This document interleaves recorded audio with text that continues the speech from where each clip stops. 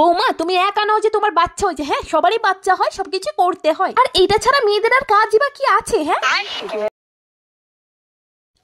বৌমা, খোকা কাঁদছে, আমার মনে হয় তোমার দুধে ওর পেট ভরছে না, বুঝলে তো? ওকে ডাক্তারের পরামর্শ নিয়ে বাইরের দুধ শুরু করতে হবে। জানি বাবা, আমার বেলায়, আমাদের মেয়ের বেলায় তো আমাদের বুকের দুধ 6 মাস ছাড়া কিচ্ছু খেত না, বুকের দুধ খেয়েই থাকতো, জলটা শুদ্ধ খাতাম না আমরা। আরে কি হলো বৌমা, কি ভাবছো? মা চুল উঠছে, চুল পড়ছে? আরে ওটা কোনো ব্যাপার নয়, ছেলে যত হাসবে মাই তত চুল পড়বে, ভালো জিনিস তো, আরো পড়ুক চুল, আরো পড়ুক, তুমি টাকলা হয়ে যাও তবু আমার ছেলে হাসবে তো।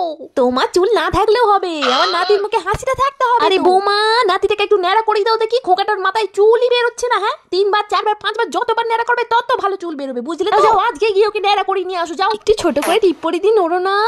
আরে বৌমা, ছোট করে টিপ পরালে হবে? এমন টিপ পরাবে যেন মুখটা দেখা যায় না, শুধু টিপটাই দেখা যায়, বুঝলে তো? চোখে টানা টানা কাজল দেবে, তবেই তো মানুষের নজর পড়বে কালোর দিকে, মুখের দিকে কেউ তাকাবে না, শুধু টিপের দিকে তাকাবে, তাহলে তো নজর লাগবে না। বৌমা, ছেলেটা দিন দিন কি দুর্বল হয়ে যাচ্ছে, ওকে এক কাজ করতো, ঘোড়ার ডিমের সাথে ডাইনোসরের ডিম মিশিয়ে ওটা রোদ্রে শুকিয়ে ওই পাউডারটা দুধের সঙ্গে মিশিয়ে খাওয়া। বৌমা, আজকে কি রান্না করলে? ডিমের ঝোল। মা অনেকদিন ডিম খাইনি, তাই আজকে ডিমের ঝোল রান্না করেছি। তোমার ডিম খাওয়া যাবে না, এ বাবা, তুমি বাচ্চাকে দুধ খাও, ডিম খাই নাকি? তাই তোমার ডিম খেলে গ্যাস হবে, তারপর আমার নাতিটা খোকাটারও গ্যাস হবে, তখন কি হবে? হ্যাঁ এই বৌমা, ছেলেটা তো কালো হলো কেন বলো তো? হ্যাঁ বাবার বাড়িতে ছিলে কি না কি খেয়েছো, একটু ডাবের জল, একটু মুসুম্বি, একটু ফলমূল বেশি করে খেতে হয় তো, তবে তো ছেলেটা ফর্সা হয়। আমাদের বাড়ি সবাই ফর্সায়, ছেলেটা দিন দিন কালো হয়ে যাচ্ছে। হ্যাঁ কি যে বলবো, আমার মেয়ের ছেলেটাকে দেখেছো কত ফর্সা, দুধে সর মাখাও দেখি,